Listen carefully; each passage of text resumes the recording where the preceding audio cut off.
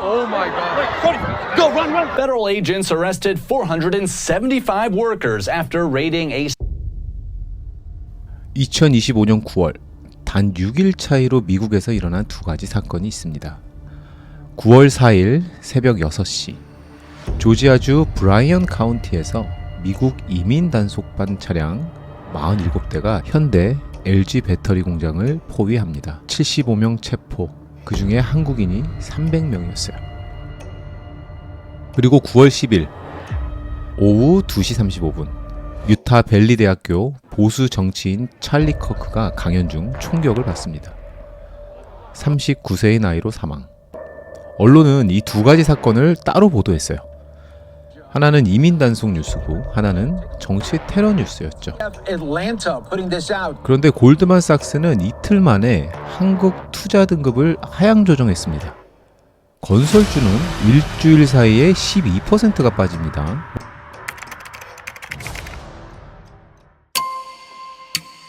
(18살에) TPUSA를 창립한 사람입니다. 이게 뭐냐면 미국 최대 보수 청년 조직이에요. 회원수가 50만 명에 달하고 대학 지부는 3,000개 정도가 된다고 합니다. 더 중요한 건 트럼프와의 관계예요. 2016년 대선 때 당시 23살이던 이 찰리 커크는 트럼프 캠프의 청년 동원의 총책이었어요. 이때 트럼프가 뭐라고 했냐면 찰리는 내가 아는 가장 똑똑한 젊은이이다. 대통령감이라고 언급을 합니다. 그리고 2020년 재선 캠페인 때는 더 깊숙이 관여를 합니다. 그리고 2024년 커크가 모금한 정치 자금만 1억 2천만 달러. 이 정도면은 거의 킹메이커 수준이라고 볼 수 있죠. 불법 이민자들이 미국의 일자리를 뺏는다. 두 번째, H1 비자. 이것은 미국 청년의 기회를 훔치는 제도다. 그리고 아메리카 퍼스트. 이것들이 찰리 커크의 핵심 메시지였습니다. 2025년 8월에 차기 공화당 대선 후보 선호도 여론조사가 있었는데 그때 3위를 합니다. 득표율이 무려 18%였어요. 33살에 대통령 후보 3순위. 이런 사람이 백주대낮에 총에 맞아 죽었던 겁니다. FBI는 단독범행이라고 발표를 했는데 온라인에서는 이미 전쟁이 시작됐어요. 좌측 진영에서는 폭력은 반대하지만 그의 혐오 발언도 폭력이었다. 우파 쪽에서는 보수에 대한 선전포고다라고 얘기를 하고 있어요. 플로리다 주지사인 론 드산티스는 찰리의 죽음을 조롱하는 외국인이 있다면 그들의 비자는 반드시 취소될 거다. 플로리다는 반미 세력의 피난처가 아니다. 이렇게 얘기를 했고 텍사스 테드 크루즈 상원의원은 모든 H1 비자를 재검토하겠다. 미국인을 증오하는 자는 미국에 있을 자격이 없다. 백악관 대변인은 정치 폭력은 용납될 수 없으며 관련자 모두 법의 심판을 받을 것이다. 이렇게 얘기를 했습니다. 9월 11일에서 17일 일주일 동안 비자 취소만 2,847건, 입국 거부가 5,231건, 추방 명령이 892명이었습니다. 조지아주의 브라이언 카운티에는 현대자동차와 에너지솔루션이 54억 달러와 약 7조 원 달러를 투자한 배터리 공장이 지금 건설이 되고 있는 거예요. 지금 배터리 생산 과정이나 자동차 생산이 아니고 이 공장을 지금 건설하는 건설 현장입니다. 이 규모가 얼마나 크냐면 면적은 여의도 2배, 생산 능력은 연간 30기가와트라고 합니다. 전기차를 50만 대를 만들 수 있는 분량이에요. 그리고 여기 고용 창출 능력은 8,100명. 그리고 가동 목표는 2026년으로 예정이 되어 있었어요. 그런데 말입니다. 이민 세관 단속청에서 차량이 무려 47대, 요원만 200명, 그리고 조지아주 경찰이 150명이 투입이 되면서 이름을 오퍼레이션 클린 스윕. 수입이 이게 청소한다는 얘기인데 이런 작정명으로 해서 공장을 완전히 포위합니다. 6시 정각에는 진입을 시작했고요. 숙소가 A와 B로 나눠져 있는데 숙소 A에는 한국인 기술자가 87명 체포됐죠. 숙소 B에 있는 한국인 관리자 45명 체포됐습니다. 그리고 현장 사무실에 있는 한국인 엔지니어 168명도 체포돼서 총 300명이 체포가 됐죠. 그러니까 이들이 누구였냐면 배터리셀 설계 엔지니어가 45명, 클린 룸 시공 전문가 38명, 화학공정 기술자 52명, 품질관리 전문가 31명, 자동차 설비 엔지니어 67명, 프로젝트 매니저 23명, 기타 지원 인력 44명. 그리고 비자 상태를 보면 B1 이거는 그냥 단기 상영 비자예요. 178명. 그리고 에스타 비자 이건 무비자죠. 그냥 방문하고 아무것도 할 수 없는 비자입니다. 그래서 이 에스타 비자를 가지고 있는 분이 89명. 그리고 L1 주재원 비자가 33명. 그래서 문제는 이 B1과 에스타 비자로는 현장 노동이 엄연히 불법이라는 거예요. 이민법상에서 B1 비자는 회의 참석이나 계약 협상, 현장 감독 이 세 가지는 가능합니다. 그러나 직접 노동은 할 수가 없다고 하네요. 하지만 현실은 감독과 작업의 경계가 모호하니까 현장에 있다가 직접 노동도 좀 도와주고 뭐 이렇게 하다 보면 이 경계가 정말로 애매해지는데 배터리 클린룸 같은 경우는 한국 엔지니어들이 직접 장비를 설치를 할 거 아니에요. 그럼 이게 감독인가요? 아니 설치를 하려면 엔지니어가 설치를 해야 되니까 이거는 전문 장비이기 때문에 그럼 이게 노동으로 봐야 되는 건지 그냥 이제 감시 감독을 했다고 봐야 되는 건지. 그러나 미국 정부의 답은 불법 노동이었습니다. 이거를 이해하려면 미국 배터리 산업의 현실을 봐야 합니다. 2022년에 인플레이션 감축법 IRA 전기차 배터리 보조금 3,690억 달러. 조건은 미국 내 생산. 근데 문제는 기술이에요.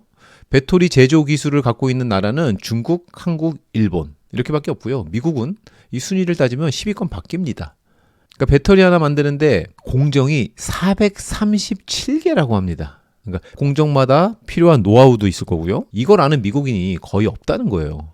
그래서 한국 기업들이 대거 진출을 한 거고 LG 솔루션에서 공장 6개 130억 달러 규모, SK온에서 공장 2개 50억 달러 규모, 삼성 SDI에서 1개의 공장 31억 달러 규모, 현대차 그룹에서 2개의 공장 75억 달러 규모의 투자를 했고 지금 진행 중이었다는 거죠. 공장마다 한국 기술자는 300에서 500명이 필수였다고 합니다. 왜냐?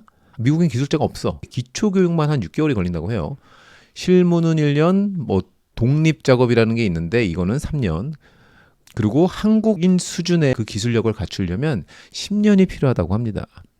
그러니까 가동 목표는 2026년인데요. 10년을 기다려야 되니까 이게 미국의 딜레마겠죠. 그죠? 중국은 따돌리고 싶고 그러려면 한국의 기술이 필요하고 근데 일자리는 또 미국인에게 주고 싶고 근데 기술은 없어. 근데 또 생산은 빨리 하고 싶어. 그러니까 또 한국인이 필요해.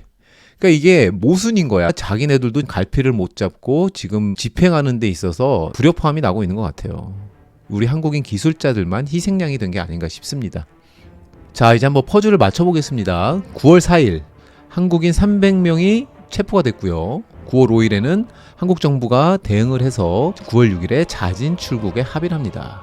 그리고 9월 10일 찰리 커크가 피살이 되죠. 신문 헤드라인에 우리 일자리 지킨 영웅들이다. 불법 노동자 475명을 검거했다. 아이스가 대성공을 거뒀다. 폭스뉴스에서는 미국인의 일자리를 드디어 되찾기 시작했다.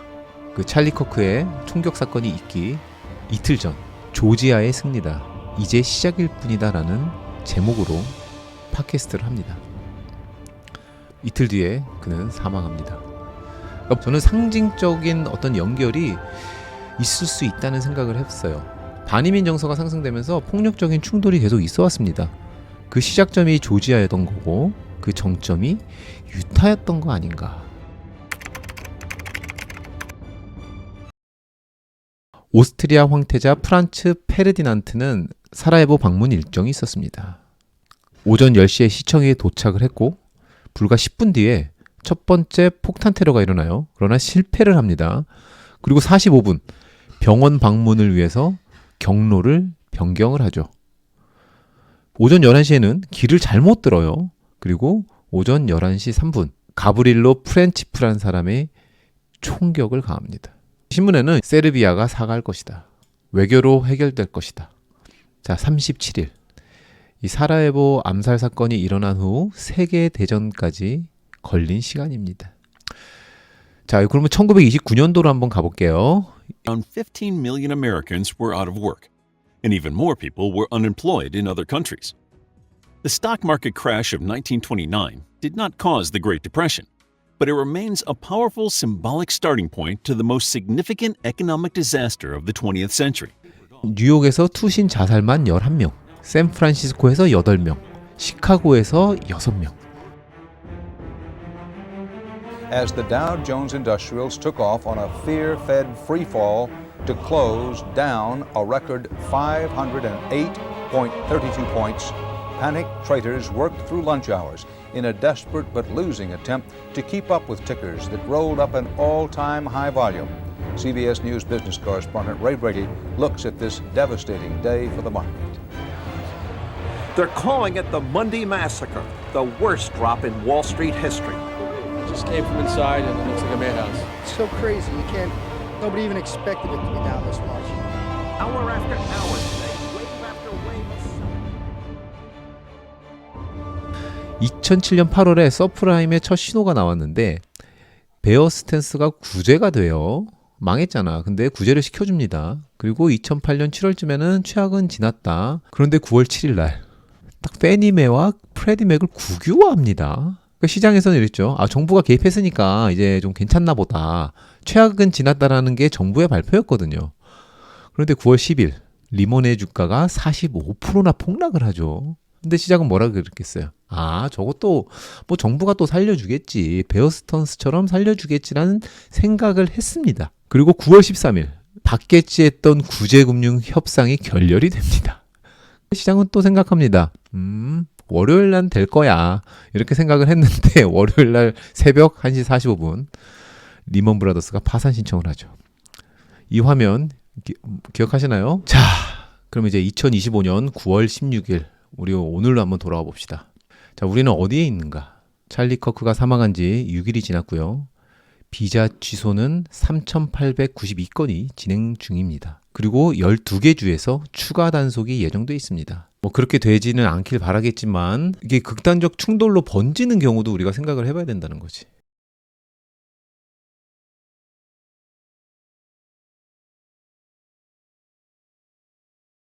자, 끝으로 여러분, 내일 FOMC가 있죠. 25bp 금리 인하는 거의 확실하긴 한데 결과가 어떻게 나오던지 간에 여러 가지 시나리오대로 대응을 하려고 했던 그 계획대로만 실천을 하면 되겠죠. 뇌동매매하지 마시고요. 감사합니다.